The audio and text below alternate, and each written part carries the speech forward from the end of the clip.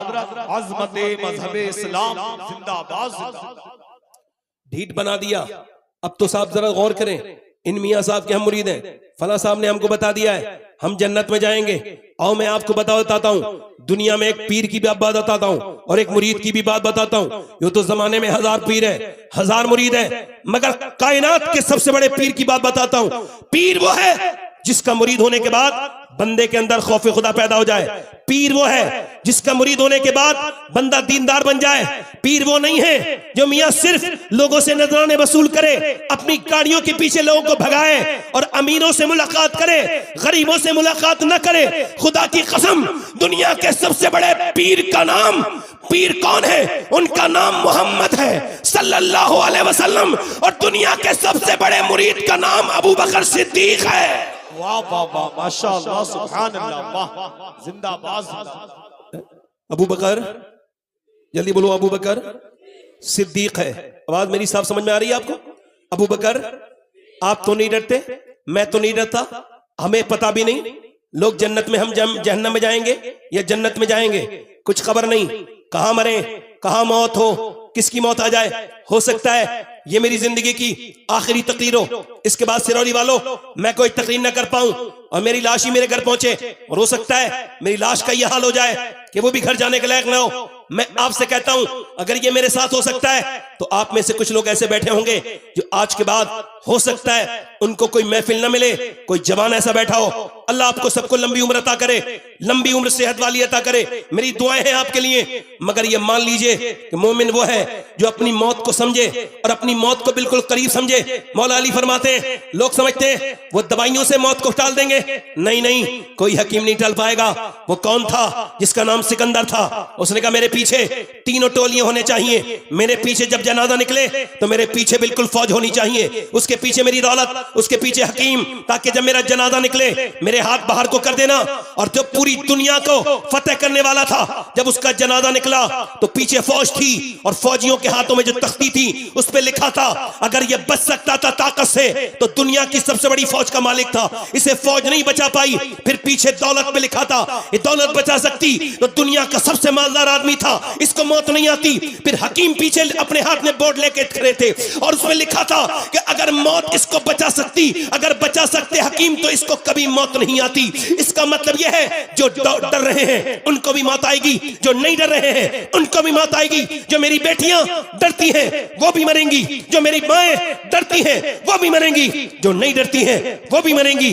जो ये सोचते हैं उनको मरना है वो भी मरेंगे, और जो ये सोचते हैं अरे अभी हमारी मौत नहीं आ रही है वो भी मरेंगे। मगर मौला अली फरमाते हैं, जो मौत को याद नहीं करेगा मौत मरते वक्त उसको जलील करेगी, बहुत जलील करेगी। फरमाते हैं मगर जो मौत को याद करेगा, मौत उसके लिए अनजान बन के नहीं आएगी बल्कि उससे शनासा बन के आएगी, उसके ऊपर रहमत बन के आएगी। मेरे आका फरमाते हैं, जिसकी महफिल में मौत का जिक्र नहीं हो सकता वो नेक बंदा नहीं हो सकता। मेरे नबी पाक, मेरे सरकार, जिनको ये भी खबर है कि मुझको कब मरना है और आपको कब मरना है। मेरे नबी एक जगह सफर कर रहे हैं, हुजूर जब सफर कर रहे हैं मेरे नबी पाक ने एक जगह फरागत हासिल की। फरागत हासिल करने के बाद मेरे मुस्तफा ने वुजू करना था तो 13 कदम दूर या 15 कदम दूर हजरत अब्बास कहते हैं पानी था, मगर मेरे नबी ने उस पानी के जाने से पहले तयम्मुम फरमाया। तयम्मुम समझते हैं सुरई वाले, जब पानी ना हो तो तयम्मुम किया जाता है। हजरत अब्बास आगे अर्ज करते हैं, या रसूलल्लाह पानी मौजूद है, तयम्मुम की हिकमत समझ नहीं आई। हुजूर की आंखों में आंसू आ गए और फरमाया मुझे उस पानी तक पहुंचने की उम्मीद नहीं है और मैं अपने रब की बारगाह में बेवजू हाजिर नहीं होना चाहता। इस 13 कदम में अगर मैं दुनिया से चला जाऊं तो बावजू होना चाहिए। हालांकि हुजूर को तो ये भी खबर है मैं कब मरूंगा, आप कब मरेंगे। क्या तू अपनी गंदी आंखें लेके जाना चाहता है मेरे दोस्त, मेरे भाई? तुझको बिल्कुल भी खौफ नहीं। हजरत अबू बकर सिद्दीक की बात कर रहा था। मेरी नस्लें कुर्बान हो उस यारे गार के ऊपर। अल्लाह अकबर, जरा तवज्जो तो करें। हाल ये है, आप जब खौफ खुदा से रोते हैं तो रात को कहते हैं काश अबू बकर जो है ना उसकी माँ उसके हक में बांझ होती, काश मैं पैदा ना होता। फिर फरमाते हैं मैं किसी मुसलमान मोमिन साले के पहलू का बाल होता, अबू बकर ना होता। अल्लाह अकबर, जरा तवज्जो तो करें, जरा गौर तो करें। जब विसाल का वक्त आया अमीरुल मोमिनीन का, हजरत अबू बकर सिद्दीक का, तो सैयदा अम्मी आयशा सिद्दीका से कहा, उनकी बेटी थी, सुनो आयशा जब मुझे दफन करें ना आप तो ऐसा करना, मेरे ये जो कपड़े हैं ना इन्हीं में दफन करना, मेरे लिए नया कफन तैयार न करना। का अब्बा क्यों? का इस वजह से कि मरने वाले को नए कपड़े से ज्यादा जिंदा लोगों को नए कपड़े की जरूरत होती है। मुझे यही कफन जिसमें मैं पैठ है। ये आज की अबू बकर सिद्दीक की आजिज़ी है। जब चलते हैं रात में तो जूते उतार के चलते हैं। हजरत उमर ने पूछा, अमीर मोमिनीन रात को आप जूते उतार के क्यों चलते हैं? फरमाने लगे, इस वजह से कि मैं नहीं चाहता किसी मुसलमान की नींद खराब हो, इस वजह से रात को जूते उतार देता हूं। तुम जब डीजे बजाते हो तुम्हें तो यह भी ख्याल नहीं पड़ोस में कोई बीमार सिसक रहा होगा, तुमको तो यह भी ख्याल नहीं रहता जब तुम तेजी के साथ बुलेट जाते हो उसके पीछे एक रबड़ लगवा के आवाज पैदा करवा के तुमको ख्याल नहीं आता। ऐ मेरे दोस्तों, ये अबू बकर सिद्दीक की बात है कि जब नमाज में खड़े होते तो बिल्कुल पीला रंग हो जाता था। अबू बकर सिद्दीक कौन? आओ मैं आपको अबू बकर सिद्दीक के बाद की बात बताता हूं। मेरे नबी ने फरमाया, मेरे बाद अगर कोई नबी होता तो मेरा उमर होता, मेरा उमर होता, मेरा उमर होता। फरमाया मेरे आका ने, अल्लाह मेरा रब जो है ना वो मेरा फक्र फरमाता है। मेरा अल्लाह मेरे सहाबा पर फक्र फरमा रहा है। फक्र क्यों? किन सहाबा पर? ये जो आज हज करने आए हैं, ये जो अरफात के मैदान में हज करने आए हैं मेरे सहाबा, इन पर मेरा अल्लाह फक्र फरमा रहा है।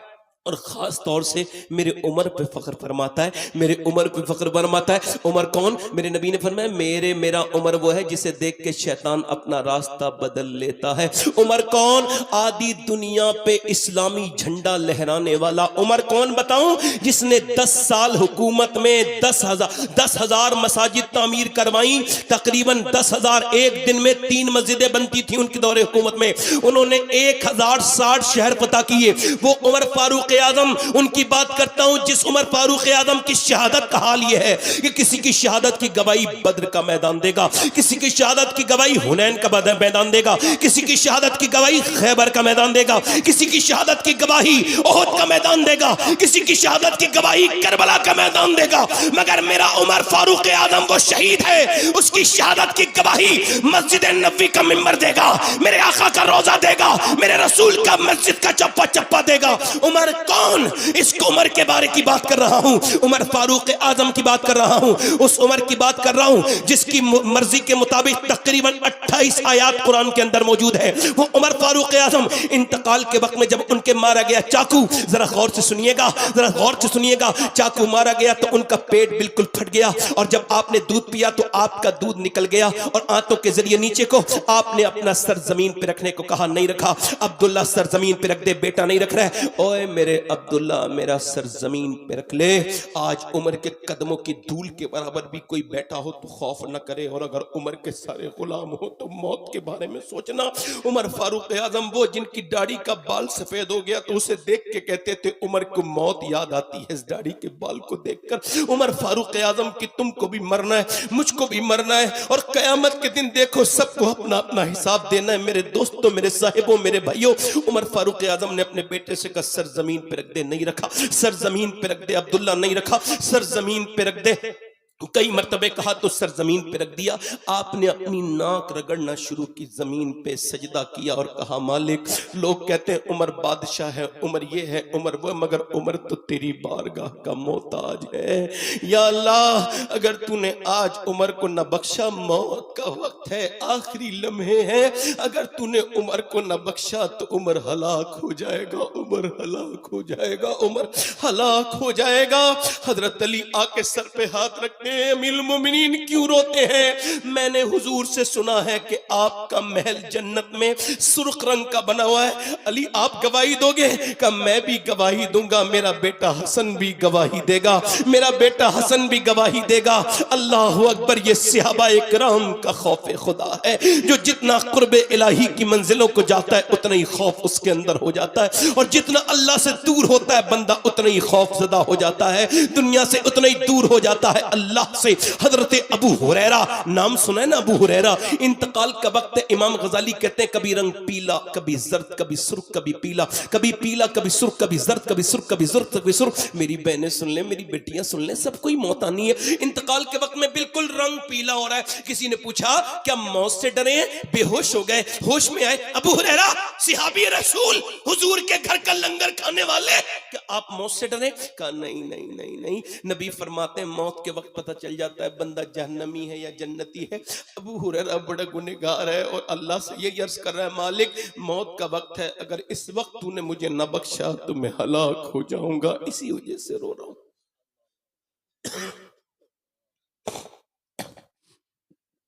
कहां गए वो खौफ खुदा बांटने वाले मशाइख?